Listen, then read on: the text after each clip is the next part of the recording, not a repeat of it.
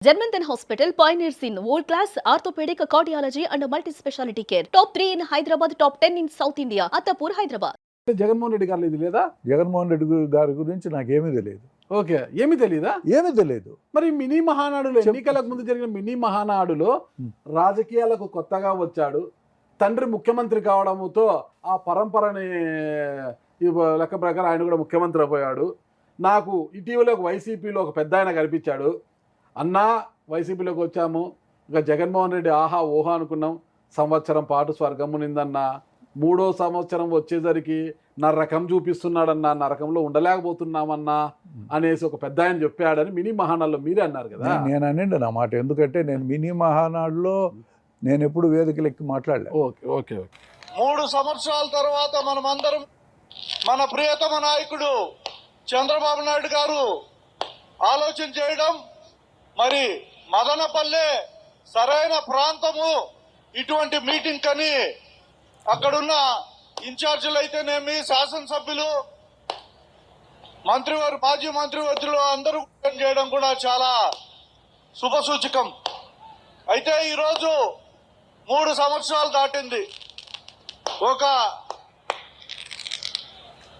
కొత్త వ్యక్తి, రాజకీయాలకు చాలా కొత్త వ్యక్తి, ఏదో ఆయన తండ్రి ముఖ్యమంత్రి అయినాడు కాబట్టి బెంగళూరులో సంసారం ఉంటూ అప్పటికప్పుడు ఆయన చనిపోయిన తర్వాత రాజకీయాల్లోకి వచ్చి ఒక రాజకీయ పార్టీని స్థాపించి ఆ పార్టీని అధికారం తీసుకొచ్చే దానికోసం ఆహర్నిశలు ప్రయత్నం చేస్తూ తగినన్ని అబద్ధాలు కూడా ఓ పక్క చెప్తూ ఆ రాజకీయ పార్టీని ప్రమోట్ చేయడం జరిగింది. ఇవన్నీ నమ్మి మనం కూడా 2014-19 మధ్యలో జగన్మోహన్ రెడ్డి గారి పాదయాత్ర సందర్భంగా అన్ని వర్గాల ప్రజలను మోసం చేస్తూ అందరికీ అబద్ధాలు చెప్తూ ఒక్క ఛాన్స్ ఇవ్వండి, ఈ రాష్ట్రాన్ని నేను బాగు చేస్తాను అని చెప్పి మనందరి మద్దతుతో ఈరోజు ముఖ్యమంత్రి అయిన వ్యక్తి ఆయన. మరి ఈరోజు ఆయన చేసింది ఏంటి? ఇటీవల ఒక వైఎస్ఆర్సీపీ ఒక పెద్ద నాయకుడు కనపడినాడు. అన్నా మేము అధికారంలోకి వచ్చినాం, మరి మేము అధికారంలోకి వచ్చిన తర్వాత జగన్మోహన్ రెడ్డిని మొట్టమొదటి 1 సంవత్సరం పరిపాలన చూస్తే రాబోయే 20 సంవత్సరాలు ఈయన అధికారంలోకి ఉంటాడేమో అని అనిపించింది. ఈ రోజు మేము చూస్తే 3 ఏళ్లలో 3 లోకాలు కూడా చూపించినాడన్నా మాకు అని చెప్పి ఆయన చెప్పడం జరిగింది. 3 లోకాలు చూపించేసినాడు 3 ఏళ్లలోనే.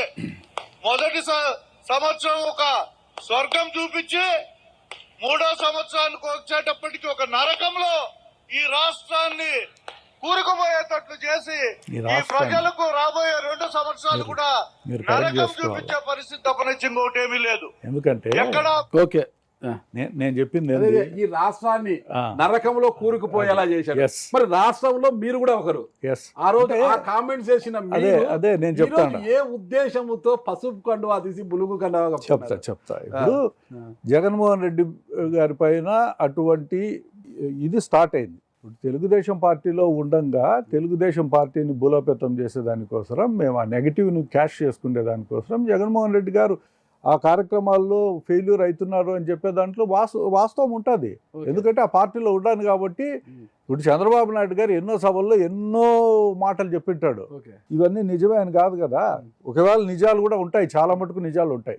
అయినా కూడా వాస్తవంగా జగన్మోహన్ రెడ్డి గారి పైన వ్యతిరేకత స్టార్ట్ అయింది కాబట్టి ఆ మాట అనాల్సి వచ్చింది. దాంట్లో డౌట్ ఏం లేదు. అయితే ఇక్కడ మన కాంటెక్స్ట్లో ఏంటంటే చంద్రబాబు నాయుడు గారు ఒక నమ్మక ద్రోహం చేసినారు. ఒక వ్యక్తిని ఇన్నిసార్లు వాడుకొని ముందు చెప్పాలా, చెప్పి వద్దులే నువ్వు అంటే దానికే మేమేం బాధపడేది ఏం లేదు కదా. ఎమ్మెల్యే కాదు కదా, అనంతపురము ఎమ్మెల్యే ప్రభాకర్ చౌదరి గారు ఆయన ఎమ్మెల్యేగా ఉండే 2014-19 వరకు, 19 నుంచి 24 వరకు ఆయనే ఇన్ఛార్జ్గా ఉన్నారు. మొత్తం ఖర్చు అంతా ఆయనే పెట్టుకున్నారు.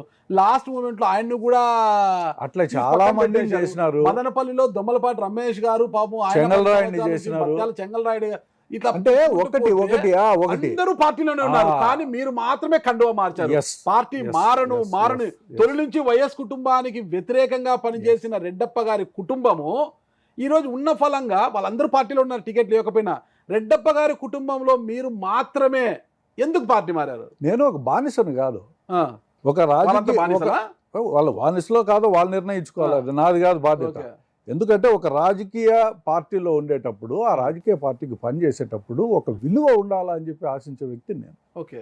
ఆ విలువలు ఎప్పుడైతే ఆ నాయకుడిలో కనిపించకుండా పోయినాయంటే ఎందుకు ఆ నాయకుడి దగ్గర నేను పనిచేయాలా? జగన్మోహన్ రెడ్డి నెంబర్ గారిలో వన్ విలువలు ఏమో చెప్పండి. నెంబర్ వన్ నేను చెప్తున్నా. ఆ, నెంబర్ టూ, ఆ, మేము గత 40-50 సంవత్సరాల నుంచి కూడా కడప జిల్లాలో రాజశేఖర రెడ్డి గారితో విభేదించి రాజకీయాలు చేసిన వాళ్ళు. అంటే డౌట్ లేదు, మీ నాన్నగారే లక్కిరెడ్డిపల్లి రాజగోపాల్ రెడ్డి గారి ఒక బ్రాండ్. రాజకీయాల్లో ఎప్పుడూ వాళ్ళకు వ్యతిరేకంగానే ఉన్నాం. అవును.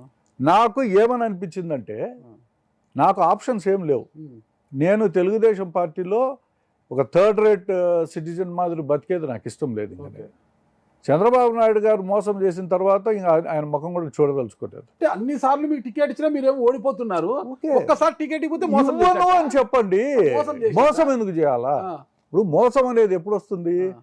నువ్వు టికెట్ ఇన్నిసార్లు ఓడిపోయినావు కాబట్టి నీకు ఈయను అని మొదటి రోజు చెప్పేసి నన్ను తీసేసి ఇంకోటి పెట్టింటే నేను సంతోషపడేవాడిని కదా. అది మీ ఇష్టం. ఆ రోజే పార్టీ ఆ రోజు నేను మారుతానో లేదో నువ్వు చూసినావా? లేదు కదా.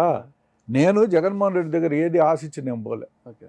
నేను ఒకటి నమ్మిన, రాజకీయాల్లో శాశ్వతంగా శత్రువులు ఉండకూడదు. మేము కడప జిల్లాలో రాజశేఖర రెడ్డి ఫ్యామిలీతో విభేదించినాం. అనవసరము, అందరూ నాకు స్నేహితులుగానే ఉన్నీలే, ఇంకెందుకు నాకు ఈ అవసరము? నాకు తెలుగుదేశం పార్టీలో జరిగిన అన్యాయానికి జగన్మోహన్ రెడ్డి గారు నాకు ఎలాంటి హామీ ఇవ్వకున్నా, అతనితో నేను మాట్లాడకుండా కేవలం అతని దగ్గరికి పోతే అతను నువ్వు ఎవరు అని నన్ను అడిగినాడు. మీరు అర్థం చేసుకోండి, మీరు ఎవరు అడిగారు? మీరు ఎవరన్నా అన్నాడు. పక్క జిల్లా, పక్క జిల్లా కాదు, పక్క నియోజకవర్గమే. అదే పక్క మరో పులివెందల, రాయచోటి అంటే మరో పులివెందల.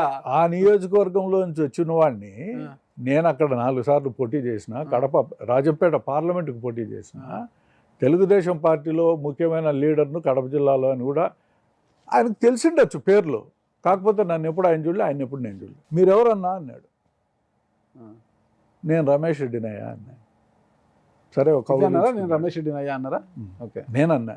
ఓకే. రమేష్ కౌగలించుకున్నాడు, కండవా కప్పినాడు. నేను ఆయనతో ఏమీ మాట్లాడలేదు, ఆయన కూడా నాతో ఏమీ ఇప్పటి వరకు మాట్లాడలేదు.